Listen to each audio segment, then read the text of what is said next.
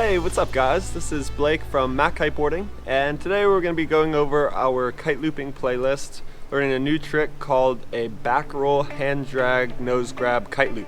So I actually learned this one as we were just filming together, and I just did a back roll hand drag with the kite loop, and then my hand was there, grabbed the board and the nose, and I was like, oh, this is a sweet combination. We've already done a back roll hand drag. So this is just like a nice addition to that, and it goes well with our kite looping playlist. So it's a super fun trick, actually quite easy if you already know how to do a back roll hand drag. Simple one-step thing, but we're going to go over everything because there is a loop involved and it's a lot of fun.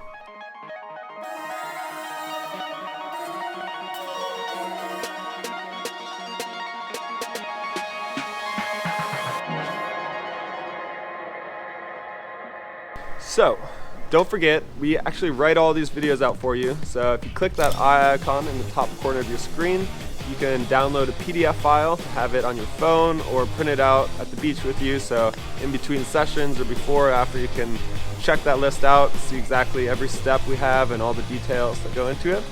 And we also, in this eye icon, will be including our favorite kite looping kites. So if you want to check out some kites that are for kite looping, click the icon as well. Next, let's get to a back roll hand drag nose grab with the kite loop. And this is a really fun trick that we just kind of came up with on the spot. And if you haven't watched the video before, I would definitely recommend checking out our back roll hand drag video first, because that way you can get the basic trick before you start adding the grab. So step number one is board speed. You want to be powered and you want to have a lot of speed going into it, because in order to rotate upside down while you're really low to the water is actually harder than catching a bunch of air and landing, because you're going to be really low to the water to where your hand's going to be able to drag across it, but you're going to need that lift to then launch you up so that you can spin around and land back on your feet without just crashing onto your back. So if you're going slow, you may just be able to tap your hand in the water and then you have to spin around. So board speed is very important for this trick. Step number two is pop like you would for a regular back roll, but just drop your shoulder low into the water. Rather than your regular pop where you load, pop, and launch into the air, this one you're going to pop just a little bit and you're going to kick your feet above your head and drop your shoulder towards the water. What this is going to do is it's going to keep your shoulders and your body low, and then your feet will go above you, which is then going to help you swing underneath it and drag your hand across the water. You're actually going to pop before the kite goes to 12. If you send the kite straight to 12, what's going to happen is it's going to lift you too far up and you're not going to be able to be low enough to drag your hand through the water. So what we want you to do is we want you to pop with your kite before it goes to 12 o'clock. So it'll still be pulling you in the direction that you're traveling, because this is all about forward momentum, dragging your hand, then having the kite loop. So you want to, if we're going to the right, you can have it at 1 or 2 o'clock, and then just get a lot of speed, pop off the water as the kite's traveling up, and then drop your shoulder low, and that'll keep you low to the water. If you send the kite for a regular jump, what's going to happen is your hand is always going to be too far away from the water. You're never going to be able to get down low enough to then drag your fingers and hand stylish and stuff through the water. So step number three is body position, and this is really important for this trick, because in order to get that nose grab while also doing your hand drag, you're going to need your front knee to be really close to your chest. So right off your pop, you're just going to pop just a little bit. You don't want to pop a lot because you'll get too much air and you'll miss the hand drag.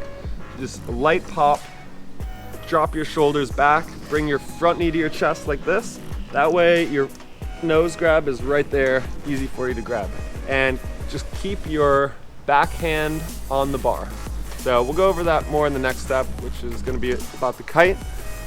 But so just remember, this trick is very important that you lock it out, because you're going to want to stay small, compact, locked in. That way you can stay low to the water, but then also get it back around to land back on your feet. Hardest thing with this trick isn't doing the hand drag or the grab, it's swinging that back around to then pull you into your landing. But once you add that loop, then it makes it much easier, because the loop kind of swings you around and pulls you straight into your landing. We'll get more into that later, but the biggest thing with this trick is just to remember to keep your front knee really close to your chest, lock that back knee out as much as you can, drop your shoulder and try and like look at the water as you're dragging it. So just like any trick, wherever you look, that's where your body will go.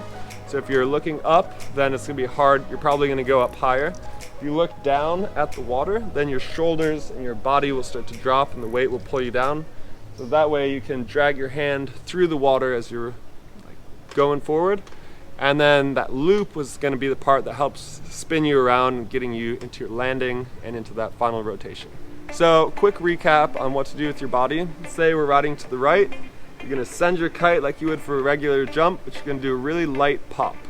Once you do that light pop, you're gonna drop your shoulder and your head and you're gonna look down at the water so you can see your hand in the water all in one frame, and you're gonna try and drag your hand through the water as you do this.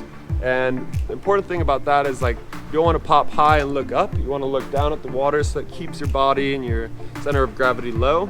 But just remembering, always keep that front knee to your chest and locking that back knee out so the back knee will swing over your head, your front knee will stay close to your chest, so as you come around, it'll be easy for you to just step down and land. If you're extended out, there's no way you're gonna be able to grab that nose, and also it's gonna be difficult to have your legs extended, spin all the way around when you're so low to the wall. Step number 4 is all about the kite control, and what to do with it. After you pop, what you're gonna be doing is you're gonna be sending your kite across the wind window from one side to the other, and then that arc of in the wind window is going to keep you going throughout your hand drag and throughout your rotation. And then once the kite reaches the other side of the wind window, that's when you're going to pull in on your backhand. It's going to loop the kite, pull you back in the direction you were going, and pull you into your landing. So you're doing like a 3/4 of a back roll. As you're coming around, you pull in on your backhand, which will then loop the kite at the edge of the wind window. That won't have a lot of power to it because it's at the edge of the wind window, so it'll just kind of pull you softly, rotate your body around so that you're pulled straight into your landing.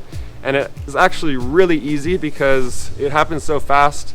Before you know it, you're on your feet and you're riding away. So you don't have a lot of time to think, but the kite loop actually just naturally pulls you into your landing right away, smooth, and it travels, it loops at the edge of the window and then shoots through the power zone, pulling you back into the direction that you want to go. So just a quick recap on the kite details and like everything you need to know about the kite. You're going to actually pop before the kite goes to 12 o'clock. That way you can get that forward pull, keeping you low across the water, dragging your hand across it. And then the arcing across the wind window is going to be what keeps you up and keeps you moving throughout that swing. So you're actually going to be going this way and your kite's going to be going the other way, but you're still moving in the direction that you're traveling. And then the loop at the end isn't actually for the back roll. The loop at the end is to catch you and keep you going in the direction you want to go. Because if you just stop and you don't loop the kite, what's going to happen is then you're going to have to correct all the way back to the other direction. So a loop is much easier because you just hold it, loops, and then it takes you right into the direction that you want to go. So step number 5 is to simply add the grab. This is a nose grab, and if you've done everything the way we've worked our way up to here, it's actually going to be a really easy step because you've already gotten your back rolls, your hand drags, you're comfortable locking your board out, bringing your knee to your chest. All you have to do is just your hands dragging through the water and your fingers are sliding through.